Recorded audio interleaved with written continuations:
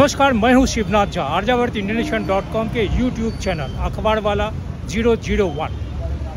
मैं अभी दिल्ली के ऐतिहासिक तिहाड़ जेल के सामने खड़ा हूं, गेट नंबर 3। दिल्ली में रहने वाले तकरीबन 3.5 करोड़ से अधिक लोग यह नहीं जानते होंगे कि तिहाड़ जेल यहाँ आने से पहले दिल्ली का जो जेल था वो कहाँ था। 3.5 करोड़ लोगों में उम्मीद करते हैं कि शायद 50,000 लोग भी अगर यह बता दें कि दिल्ली का पुरानी जेल कहाँ थी तो शायद, क्योंकि पुरानी जेल के बारे में दिल्ली के लोगों को कभी कोई बात बताई नहीं गई, जबकि पुरानी जेल के बारे में दिल्ली का जो इतिहास है या स्वाधीनता संग्राम के साथ जो दिल्ली का इतिहास जुड़ा हुआ, उस इतिहास के पन्ने को हम अलग नहीं कर सकते। आज वहाँ पे 2 अस्पताल हैं। उस पुरानी जेल के परिसर में तकरीबन 11 लोगों को फांसी की सजा हुई थी। भाई आमिर चंद को वहीं फांसी लगी थी। लेकिन सवाल यह है कि उस स्थान को दिल्ली के जो प्रशासन के लोग हैं, दिल्ली के जो राजनीतिक नेता हैं, या चाहे केंद्र के नेता हो या दिल्ली सरकार के नेता हो, उस पुरानी जेल को इतना ज़्यादा तवज्जो नहीं दिया गया जितना तिहाड़ जेल को।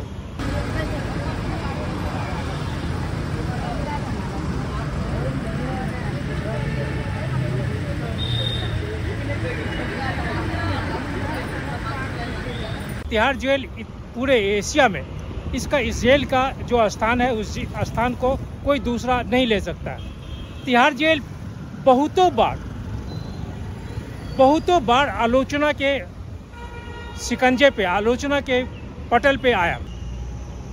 तिहाड़ जेल में यहाँ जो छोटे कर्मचारी हैं, चाहे पुलिस में जो छोटे अधिकारी हैं, उनकी बात कितनी चलती है यह कहना बहुत मुश्किल है।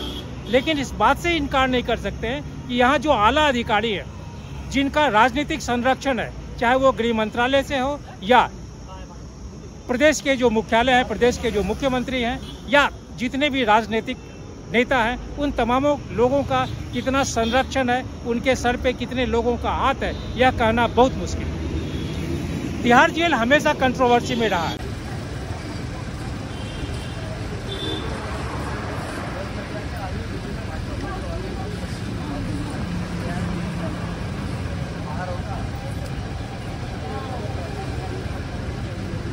मैं अभी तिलक मार्ग और भगवान दास रोड के कोने पे सर्वोच्च न्यायालय के बाहर में हूँ। सर्वोच्च न्यायालय को इस जगह को इसलिए चुना हो कि भारत का जो न्यायिक व्यवस्था है और भारत का जो प्रशासनिक व्यवस्था है, उस दोनों के बीच में तारतम्य नहीं है। भारतवर्ष में तकरीबन 5.5 करोड़ के आसपास, या यूँ कहें कि 5 करोड़ के आसपास भारत के विभिन्न न्यायालयों में मुकदमा लंबित है। और अगर देखा जाए तो भारतवर्ष में जितने भी कारावास हैं, चाहे वो जिला स्तर से लेके केंद्रीय स्तर तक, उन तमाम कारावासों में लगभग 5,73,220 के आसपास कैदी आज भी बंद है।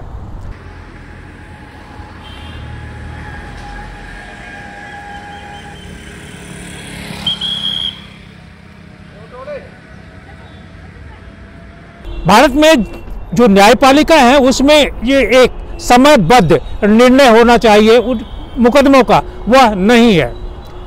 जब भी न्याय की बात होती है तो अधिकांशतः न्यायिक व्यवस्था में जुड़े लोग यह कहते हैं कि सरकार के तरफ से न्यायपालिका को बहुत मजबूत नहीं किया जा रहा है। बहुत सारे जजों, जो सम्मानित न्यायमूर्ति लोग हैं, उनका स्थान आज भी रिक्त है। लेकिन क्या यह कहना चाहिए, नहीं कहना चाहिए, मैं नहीं जानता हूं। लेकिन भारतवर्ष में न्यायिक व्यवस्था में 5 करोड़ मुकदमों का लंबित होना इस बात का गवाह है कि हमारी न्यायिक व्यवस्था ठीक नहीं है।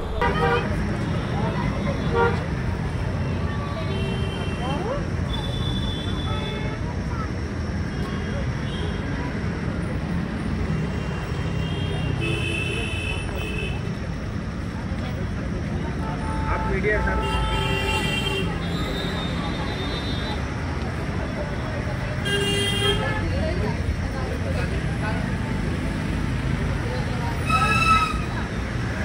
भारत में का जो आंकड़ा है न्यायिक व्यवस्था का और कारावास का जो आंकड़ा है उसमें ऐसा है कि 137, ये मेरा नहीं भारत सरकार का यह स्टैटिस्टिक्स है कि 137 केंद्रीय कारावास है, 394 ये जिला के स्तर पे जो कारावास हैं वो है, 772 ये सब जेल है, 20 जेल महिलाओं के लिए आरक्षित है, 91 खुला ओपन जेल है और तकरीबन 42 जेल यह स्पेशल जेल है।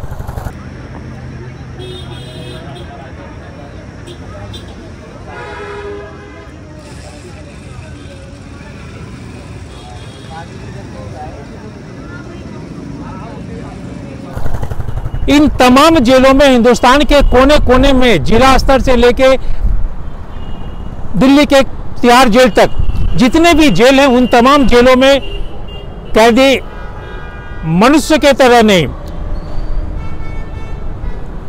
बकरी के तरह, जानवर के तरह ठूसे हुए हैं।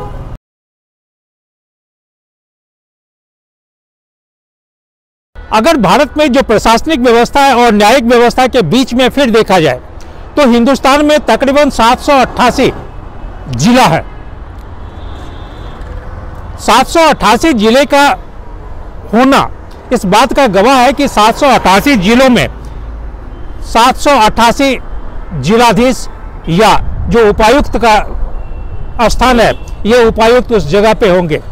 इतना ही नहीं, उन जिलों में जो न्याय प्रशासन के दृष्टिकोण से जो पुलिस है, चाहे वो पुलिस अधीक्षक हो, एएसपी हो, डीएसपी हो, राज्य के स्तर पे जो अधिकारी हैं वो हो, या केंद्रीय संघ लोक सेवा आयोग द्वारा जो नियुक्त आईपीएस अधिकारी हैं ये हो, ये तमाम लोग भले परीक्षा के दौरान भारत की न्यायिक व्यवस्था, भारत की प्रशासनिक व्यवस्था को पढ़कर परीक्षा देकर अंक प्राप्त करते हो, लेकिन हकीकत यह है कि जिला में पदस्थापन के बाद या जिला में पुलिस का महकमे में शीर्षस्थ अधिकारी बनने के बाद उन्हें इन दोनों के बीच में, जो न्याय के बीच में और प्रशासन के बीच में जो तारतम्य बनाकर रखना चाहिए, या जनता को या कारावास में बंद अपराधियों को जो सजा भुगत रहे उन अपराधियों के साथ किस तरह व्यवहार हो ताकि उन्हें जल्द से जल्द कारावास से बाहर हो, शायद ये अधिकारी लोग नहीं जानते।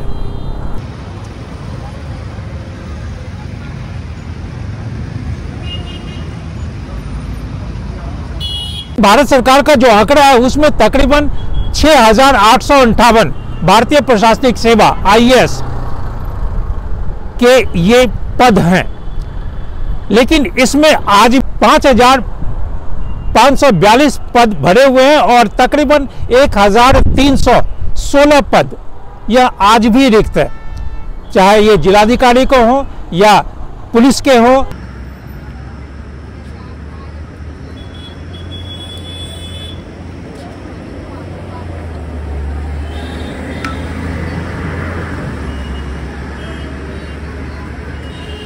आमतौर पे यह कहा जाता है कि लॉ एंड ऑर्डर, जो कानून और प्रशासन की बात है, यह राज्य का विषय है। भारत का संविधान भी यही कहता है। स्वाभाविक है कि जितने भी जेल हैं, जितने कारावास है, वो कारावास स्टेट गवर्नमेंट का, राज्य सरकार द्वारा है। दिल्ली में तिहाड़ जेल भी दिल्ली प्रशासन, दिल्ली सरकार के अधीन है। विगत दिनों मैं तिहाड़ जेल के एक ऐसे अधिकारी से बातचीत किया जो पिछले 35 वर्ष से तिहाड़ में काम किया। भारत का जो न्यायिक प्रणाली है या भारत में कानून व्यवस्था को बनाए रखने के लिए जिस तरह से हम न्यायिक व्यवस्था को और प्रशासन व्यवस्था का तारतम्य बनाकर रखना चाहते हैं और उसी के बीच में ये अपराधियों को पकड़ के कारावास में उन्हें दुरुस्त होने के लिए भेजते हैं, उन्हें न्यायपालिका द्वारा जो दंड दिया जाता है उन दंड का पूरा अनुपालन करने के साथ साथ वो बेहतर तरीके से अपने आप में बदलाव करें और फिर समाज की मुख्य धारा में जुड़े, इसके लिए उन्हें जेल भेजा जाता है।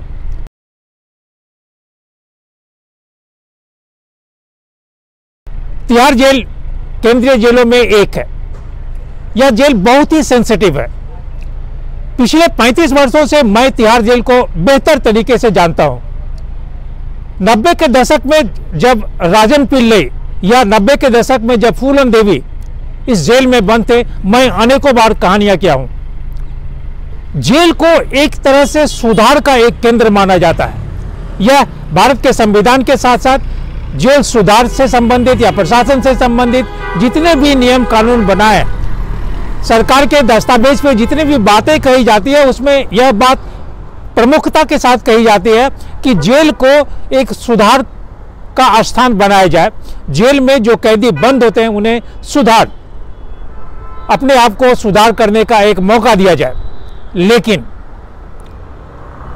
तिहाड़ जेल को अगर मान लें, या तिहाड़ जेल में जिन अधिकारी से मैं बात किया उनकी बातों को मान लें, या जेल पे अब तक भारतवर्ष में बने जितने भी फिल्म हैं उन फिल्मों को अगर देखा जाए, तो एक बात पक्का है कि तिहाड़ के साथ साथ भारत के जितने जेल हैं वो सभी जेल एक तरह से बिजनेस पॉइंट बन गया है।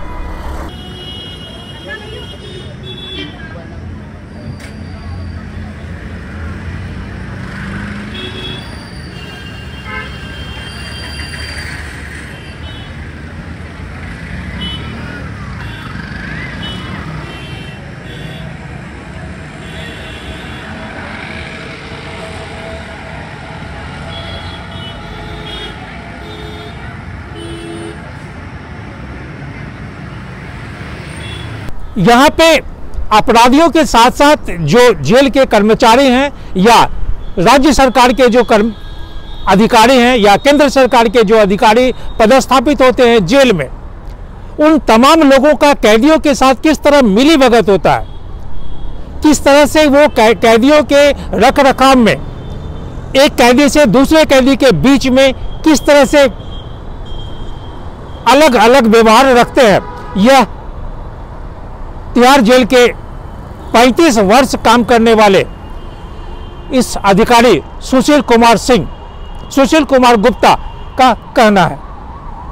35 वर्ष की तिहाड़ जेल में अपना बहुमूल्य जीवन देने के बाद 35 वर्षों तक अधिकारियों से लेकर कारावास में आने वाले कैदियों तक उन तमाम लोगों का जो एक व्यवहार है उसका बहुत बेहतरीन तरीके से निरीक्षण परीक्षण करने के बाद, पैनी निगाह रखने के बाद गुप्ता साहब का यही कहना है कि किसी भी दूसरे कारावास के बारे में वह नहीं बता सकते, लेकिन तिहाड़ जेल को अगर लिया जाए तो कारावास में जिस उद्देश्य से कैदियों को लाया जाता है सुधार के लिए, या कारावास में आने के बाद जो जो चीज़ होना चाहिए वह चीज़ नहीं होता है, और जो नहीं होना चाहिए वो चीज़ प्रमुखता के साथ होता है। आज स्थिति है कि पूरे देश में अगर कानून व्यवस्था, जो हर एक राज्यों का अपना राज्य का विषय है, अगर कानून व्यवस्था को देखा जाए तो हर एक राज्यों में एक्सटॉर्शन होता है, विभिन्न प्रकार के एक्सटॉर्शन होते हैं और बड़े बड़े गैंग इसमें काम करते हैं। यह भी नहीं माना जा सकता है कि इन अपराधियों का जो समाज के बाहर है, समाज में है, कारावास से बाहर है, उन अपराधियों का प्रशासन से जुड़े लोग अथवा राजनीति से जुड़े लोगों के साथ तारतम्य नहीं है, यह माना नहीं जा सकता है। और इसका दृष्टांत ये है कि अगर केंद्रीय कारावास तिहाड़ जेल में जो बड़े बड़े अधिकारी वहां बैठे हुए हैं, ऊपर शीर्षस्थ अधिकारी आईजी प्रिजन तक, ऐसे अनेक घटनाएं तिहाड़ जेल में हुई है या हो रही हैं। जब कोई राजनीतिक दृष्टिकोण से महत्वपूर्ण व्यक्ति अथवा किसी कॉरपोरेट घराने के लोग तिहाड़ में आते हैं, अपराध के क्रम में लोग उन्हें पैर छू के प्रणाम करते हैं, अपराधियों की तरह व्यवहार नहीं करके उन्हें पैर छू के प्रणाम करते हैं। यह दुखद है।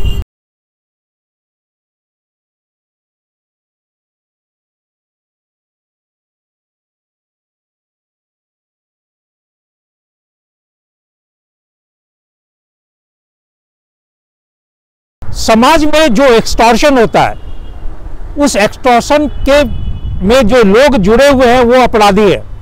लेकिन यही बात जब कारावास के अंदर कैदियों के साथ वहां के कर्मचारी अथवा वहाँ के अधिकारी विभिन्न रूप से एक्सटॉर्शन करते हैं, तो यह अपराध नहीं है।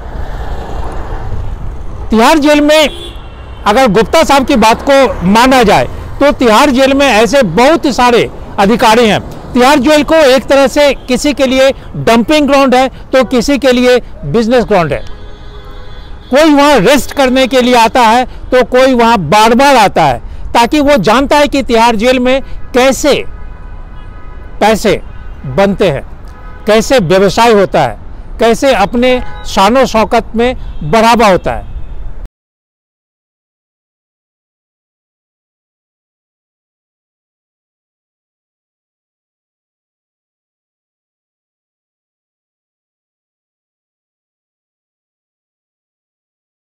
यह नहीं कह सकता हूं कि जो आईएएस हैं, आईपीएस अधिकारी हैं या प्रशासन में विभिन्न स्तर पे जो लोग लगे हैं उन्हें विजन नहीं है। उन्हें विजन होगा तभी वो इतने बड़े पद पे गए हैं। लेकिन वहीं अगर दूसरी ओर देखते हैं, जहां कानून के साथ इन अपराधियों के साथ जो तारतम्य है, कैसे कानून को धज्जी उड़ाते हैं ये अधिकारी और कैसे कानून को धज्जी उड़ाते हैं ये अपराधी।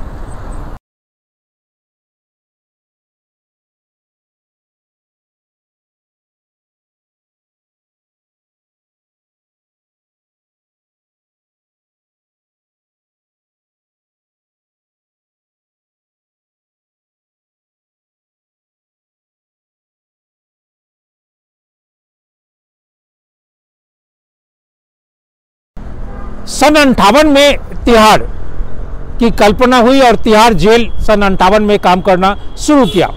तिहाड़ जेल तिहाड़ गांव के परिसर में बनाया गया। यह कहते हैं कि नगर पालिका क्षेत्र के बाहर कारावास का स्थान होना चाहिए, इसलिए उस जमाने में तिहाड़ गांव दिल्ली की जो नगर पालिका थी उससे बाहर उसका अस्तित्व था और इसलिए 1958 में तिहाड़ जेल बना। उस समय इसकी जो कैदियों की क्षमता थी वो 1273। सन 66 में जब पंजाब सरकार द्वारा, क्योंकि उस समय तक दिल्ली की अपनी कोई व्यवस्था नहीं थी, सारे नियम कानून पंजाब सरकार से थी, तो स्वाभाविक है कि तिहाड़ जेल का जो शासन प्रशासन था वो भी पंजाब सरकार के अधीन ही था। 1966 में पंजाब सरकार दिल्ली सरकार को दिया। 1988 में जेल मैनुअल बना, फिर 2018 में जेल मैनुअल आया और 1986 में आईजी प्रिजन का एक पद बना तिहाड़ जेल के लिए। आज तिहाड़ जेल की स्थिति यह है कि पहले जहां 3 जेल थी आज 16 जेल है। कैदियों की संख्या अनंत है। सवाल यहां सिर्फ ये है कि हमें अपने जो प्रशासन और न्यायिक व्यवस्था है उन प्रशासन और न्यायिक व्यवस्था के बीच तारतम्य क्यों नहीं बन रहा है कि हम जेलों की संख्या बढ़ा रहे हैं, हम जेल में कैदियों को ठूस रहे हैं, लेकिन हम जेल से कैदियों को न्याय देकर उसे सुधार कर समाज की मुख्य धारा में नहीं जोड़ रहे हैं।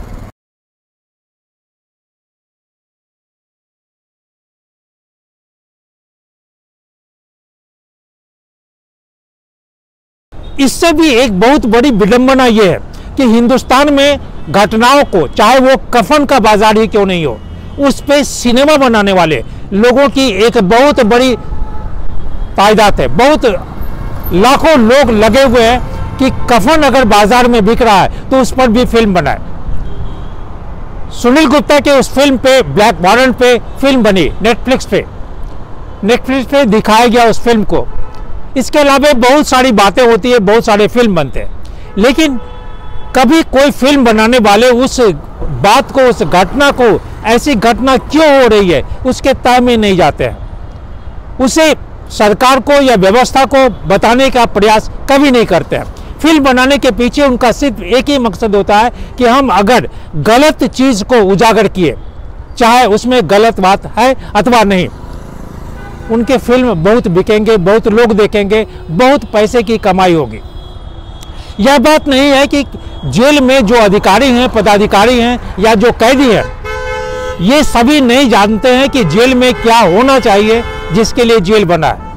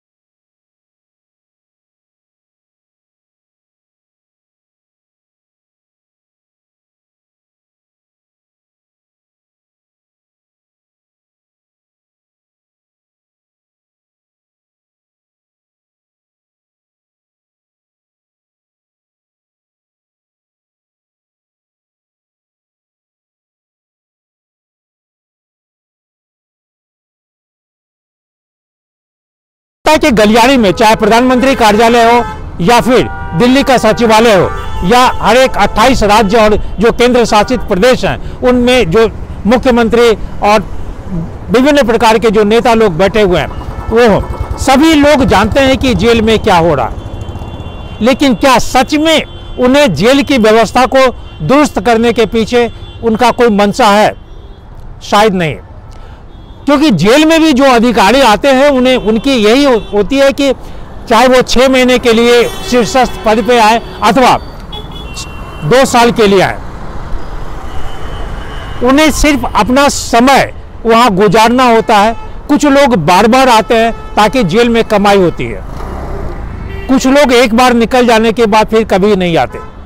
लेकिन कुछ ही लोग ऐसे हैं जो जेल में आने के बाद अपराधियों के साथ जो कैदी वहां हैं, उनका जो 2 तार है, उनके दोनों के बीच में जो आत्मा का एक संबंध है वह स्थापित कर पाते हैं, ताकि सब उन्हें इस तरह से दुरुस्त किया जाए कि समाज के मुख्य धारा में बने।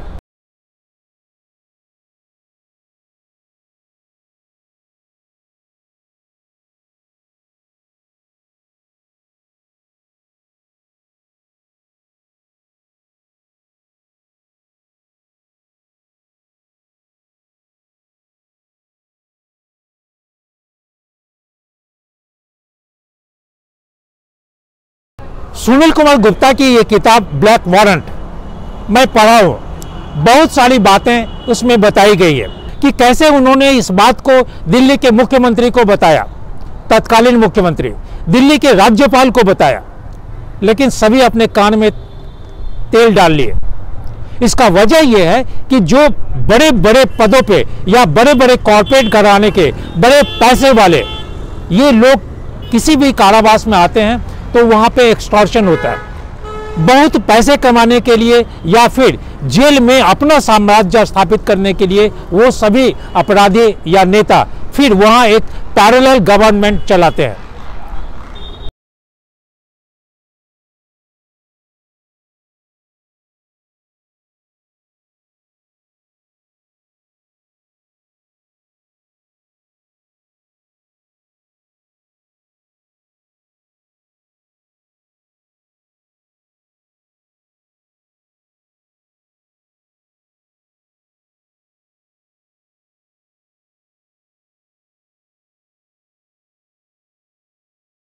छोटा राजन का क्या, वो खुद दब के रह रहा है, उसको खुद जान का खतरा है, इसलिए वो खुद एक तरफ बैठा हुआ है, वो डर के नहीं, वो डर के रह रहा है, वो कोई रूल नहीं कर रहा। डर के किससे डर रहा है?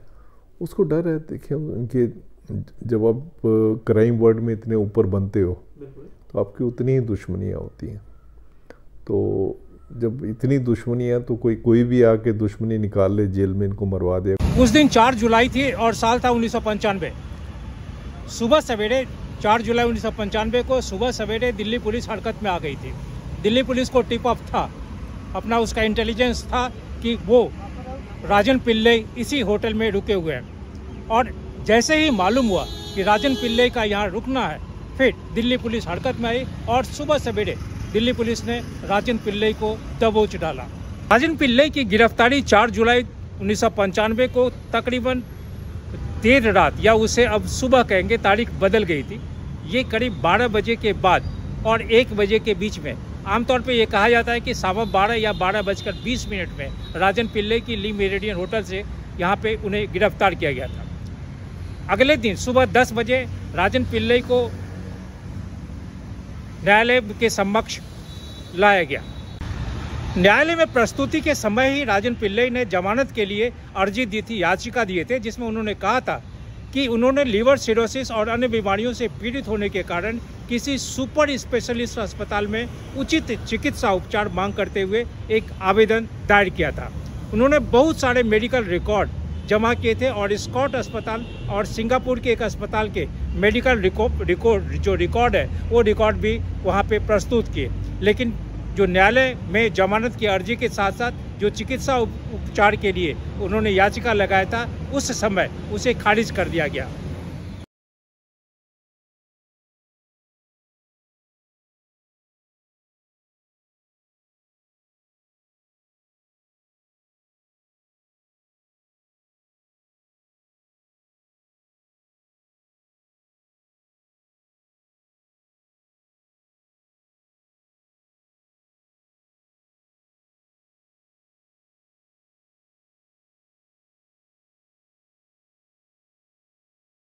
अगले 2 दिन यानी 5 और 6 जुलाई 1995 को राजन पिल्लई को फिर मजिस्ट्रेट के सामने लाया गया।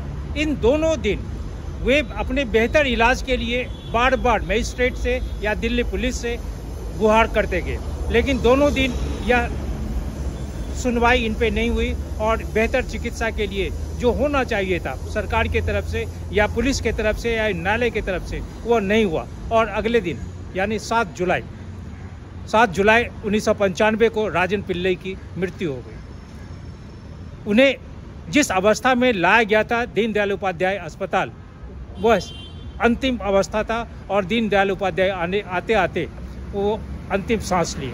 उनके मुंह में बहुत सारा सफ़ेद द्रव्य निकल गया था, जो इस बात का प्रमाण था कि उनकी मृत्यु हो गई है। उनकी मृत्यु के साथ ही दिल्ली सरकार के तरफ से जो जांच आयोग अधिनियम है 1952 की धारा 3 के तहत एक आयोग का गठन हुआ और ये आयोग थे जस्टिस लीला सेठ आयोग के नाम से। जस्टिस लीला सेठ को इस आयोग का अध्यक्ष बनाया गया।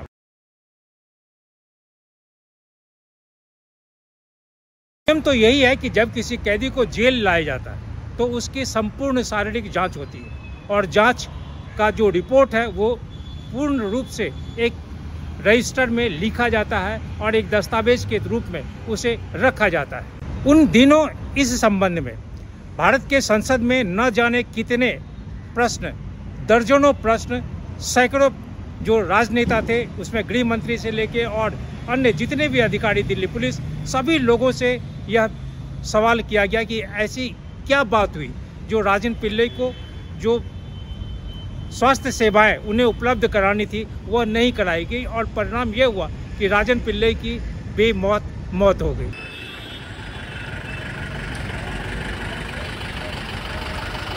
राजन पिल्लई की घटना आज से 29 साल पहले हुई।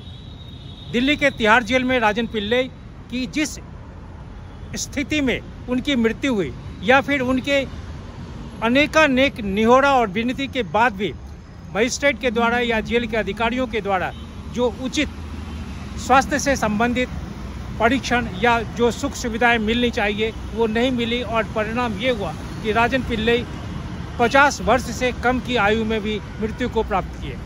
राजन पिल्लई संपूर्ण व्यवस्था का एक दृष्टांत थे और आज भी हैं, कल भी रहेंगे। हिंदुस्तान में जितने भी केंद्रीय कारा हैं, तिहाड़ के साथ साथ भारतवर्ष के सभी राज्यों में जितने भी केंद्रीय कारा है, जितने जिलाओं में जो जेल है, जो कारावास है, उन जेलों में और कारावासों में जो कैदियों की स्थिति है वह मानवीय नहीं है, यह बात पक्का है। आज भी चाहिए ये कि इन तमाम जेलों में, इन तमाम कारावासों की जो स्थिति है उसका एक विस्तार पूर्वक गहन अध्ययन किया जाए।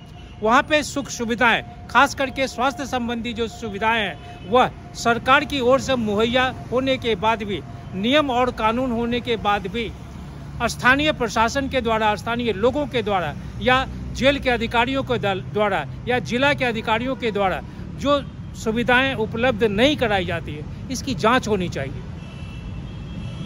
होनी तो ये चाहिए कि हिंदुस्तान में जितने 28 राज्य हैं और जितने 806 के आसपास जिला हैं, इन तमाम जिला के अधिकारियों, जिला के जो मजिस्ट्रेट हैं, उन्हें इस बात का पूरा दायित्व तो लेना चाहिए कि उनके क्षेत्र में या उनके जो जिला है उस जिला में छोटे जो कारावास है वहाँ से लेके जो केंद्रीय कारावास है वहाँ तक जितने भी कैदी बंद हैं उनका स्वास्थ्य का परीक्षण हो।